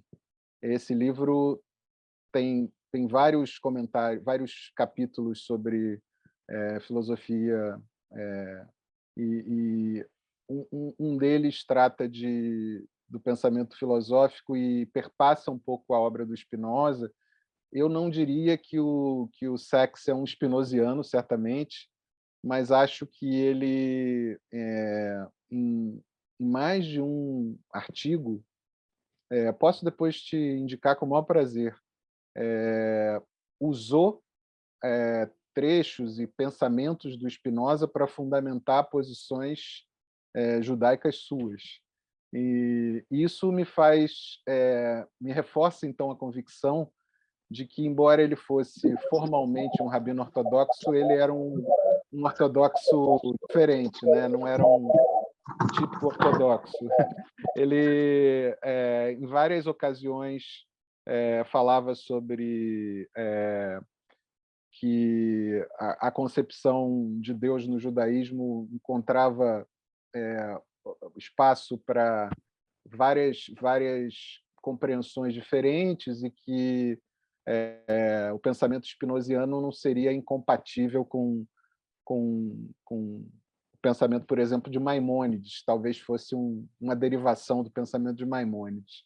Isso, se você olhar nessa palestra dele sobre Maimônides, você vai claramente ver as referências a Spinoza.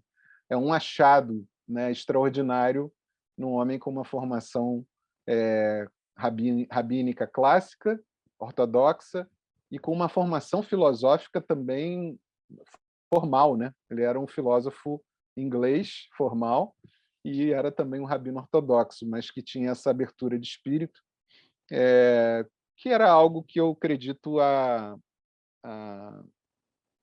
ao que o Harold Bloom, já que eu mencionei o Harold Bloom, né, shakespeariano, grande crítico literário, falei sobre ele quando mencionou o Mercador de Veneza, vou concluir falando sobre o Harold Bloom. Há um livro do Harold Bloom chamado Gênio, que ele destaca vários gênios da história da literatura universal, para nosso orgulho, um deles é brasileiro, que é o Machado de Assis. O Harold Bloom define gênio assim, que eu acho que se aplica ao Jonathan Sachs. Gênio é aquela pessoa que consegue transcender ao seu tempo e lugar. E o Sachs tinha essa capacidade. Era um rabino ortodoxo, era um filósofo formal, mas tinha uma capacidade, uma genialidade que em alguns lampejos de genialidade transcendia ao seu tempo e ao seu lugar, sendo absolutamente profético em relação a problemas que hoje a gente vê na internet, o extremismo político no mundo. infelizmente, também uma situação de grande conflito político hoje em Israel. Tudo isso ele conseguiu antecipar. Maravilha. Gustavo... Eu concordo plenamente. Eu conheço o livro do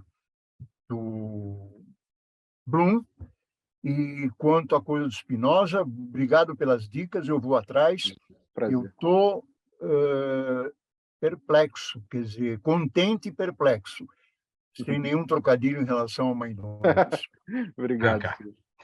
Você vê que o Gustavo, além de emoção, nos traz perplexidade, no bom sentido. Isso aqui é maravilha. Gustavo, nós temos um novo encontro. Dia 17, na Travessa, para quem é do Rio. Dia 1º, salvo erro, no Museu Judaico de São Paulo. Autógrafo e lançamento do seu livro. Muito, muito obrigado mais uma vez. Não vamos demorar um ano para a sua volta.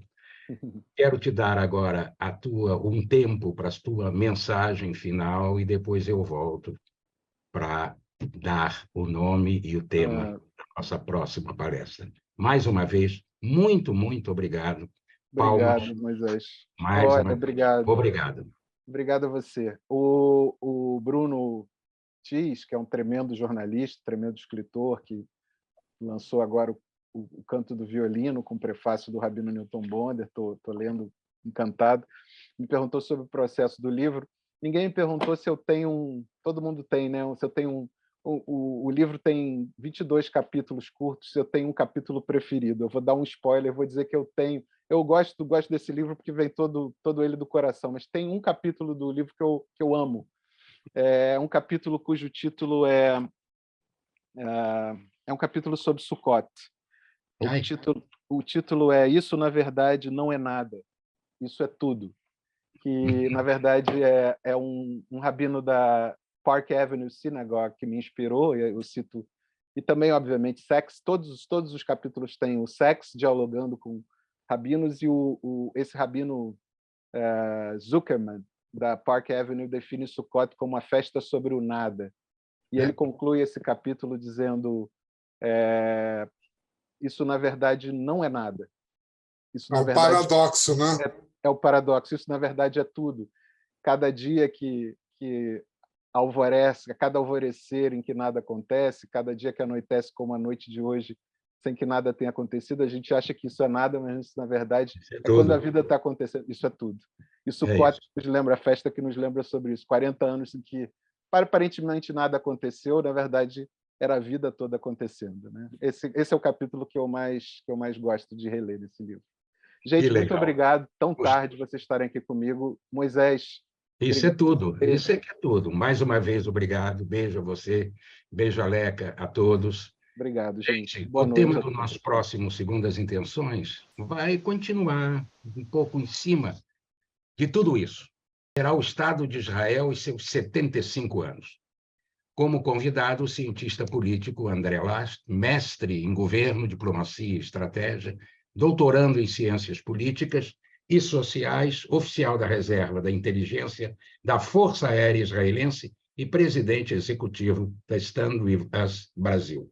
André Last vai falar sobre perspectivas e também relembrar os 75 anos de existência do Estado de Israel. Não percam, segunda-feira próxima, dia 15, todos já convidados. Até lá, obrigado, sempre, sempre obrigado pela presença e participação. Até lá, Gustavo, mais uma vez,